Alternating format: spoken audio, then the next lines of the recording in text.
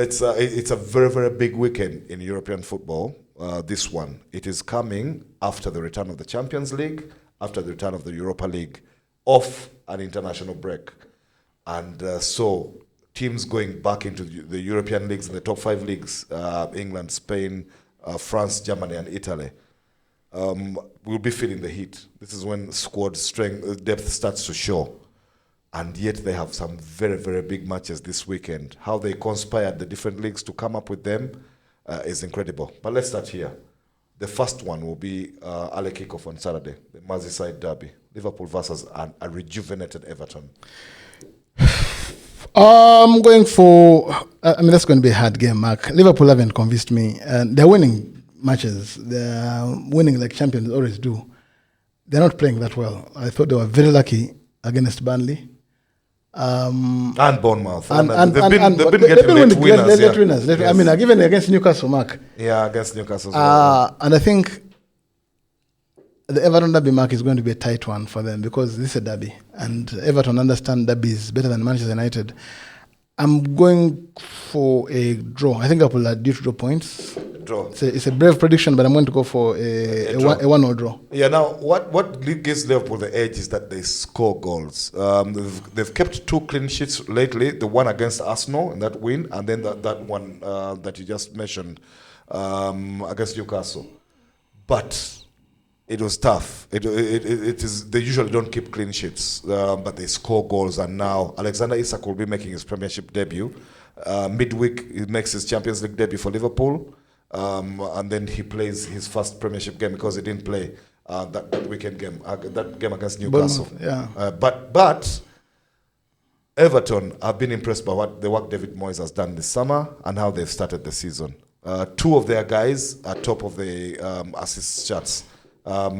Jack Grealish coming out of Man City and a bad year tops the assist charts, and he was player of the month in England with 4. He has got 4 assists.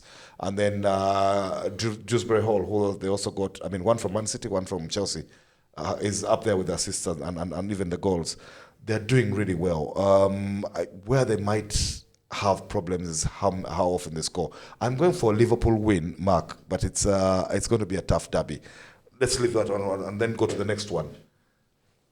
Brighton up against Tottenham Hotspur. Spurs have started the season brightly under Thomas Frank. They're actually in the top 4 right now. And we've talked about it here on the show before. They've added Xavi Simons, who actually played in their last game. Colm Muani yet to make his Premiership debut. I don't know where he is, but then they've looked good. Everybody from Richarlison through the ranks is looking good. Bergvall and Palhinha is somebody they brought in. Palhinha they brought in from Bayern Munich, and then Fulham, then Bayern Munich, and then to Spurs, and they're doing really, really well. They look like they have a strong squad. Their defense is not doing too badly. Nicky van der Ven is looking like one of the better defenders in the Premiership, and Guillermo Vicario actually right now tops the list of number of saves in the Premiership. Where do you see? But Brighton is the one which does not respect reputations at all. And that's I'm going for a draw, Mark, because Spurs have looked impressive. But Brighton are a team who can take on anyone on their day. I don't know which brand. They've already been in Man City. They've already been in Man City this season. To be a tough one, but I see another stalemate, Mark. I'm going for a 2-2.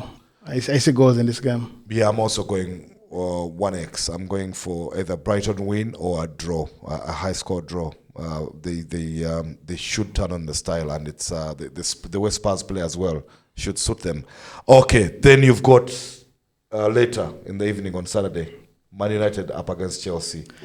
Wow. Moment of truth for United. That's the hardest game to predict. The manager and his players are on the chopping block. I think, Mark, I have a strong, should I call it a premonition, that if Ruben Amorim doesn't win this game, if he's beaten by Chelsea, that could be the last game at United. The pressure is too much. And when United came out with a statement to say that the club is backing Amorim, that's the dreaded vote of confidence.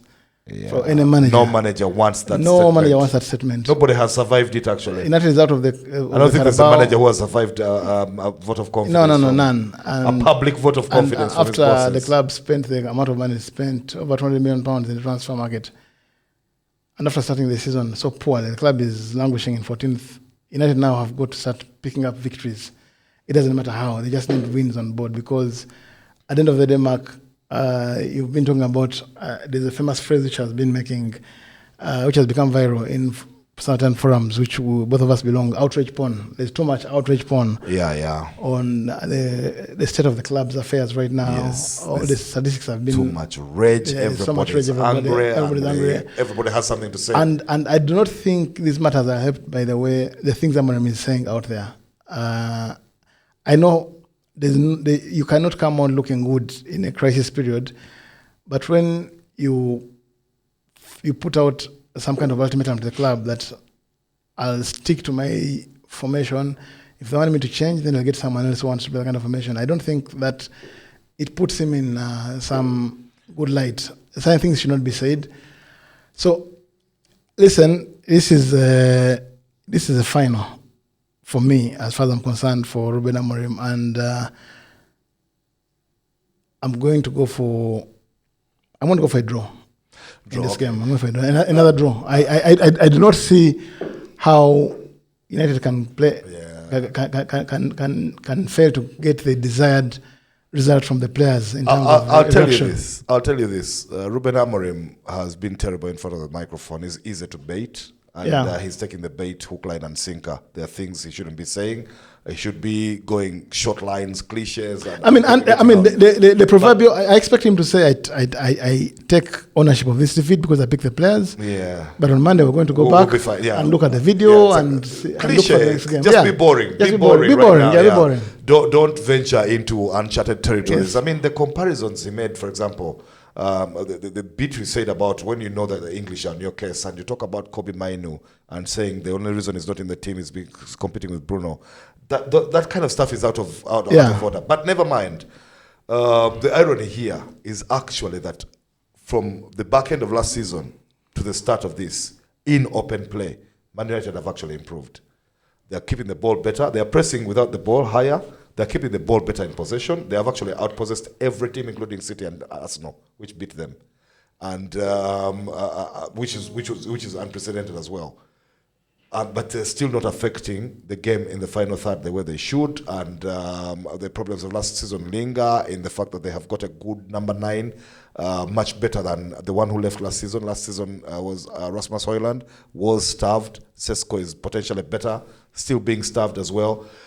Having said all of that, though, Mark, I'll tell you, and it doesn't help, by the way, because the results have been poor, despite them having flashes of good football. It is confidence sapping. So they're going to come into that game under a lot of pressure. But I can see them win, despite the fact that Chelsea is the better team. They have the better squad. João Pedro is one of the best strikers in the Premiership right now on goals and assists ratio. Caicedo is, for me, the best midfielder in the league at the moment, playing the way he is. Holding midfielder at least, even ahead of Rice and Zubimendi and all. I think Caicedo is the best. And then... but there are uncertainties at the back for Chelsea as well as in goal. It's as good at a time as any, especially since Chelsea will not respect them and will attack them. For United actually to put on a show at Old Trafford. So I'm going 1x. I'm going for either United victory or that draw. Now, 2 more games. Or should I say 3 very quick ones? Arsenal versus Man City.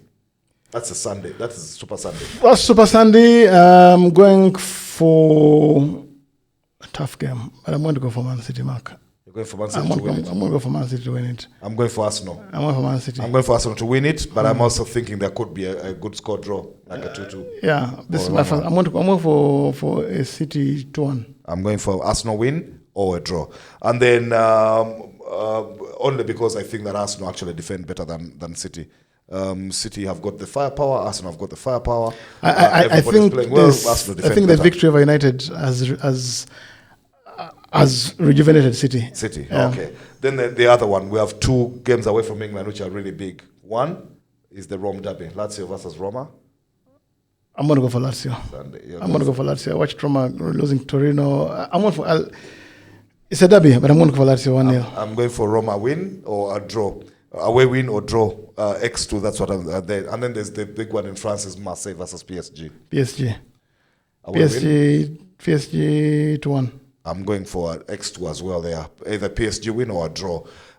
So that says, come and bet with us. Like I told you before, we get some right. Most right. Many of them right. And take a chance with us. For now, though, we're out.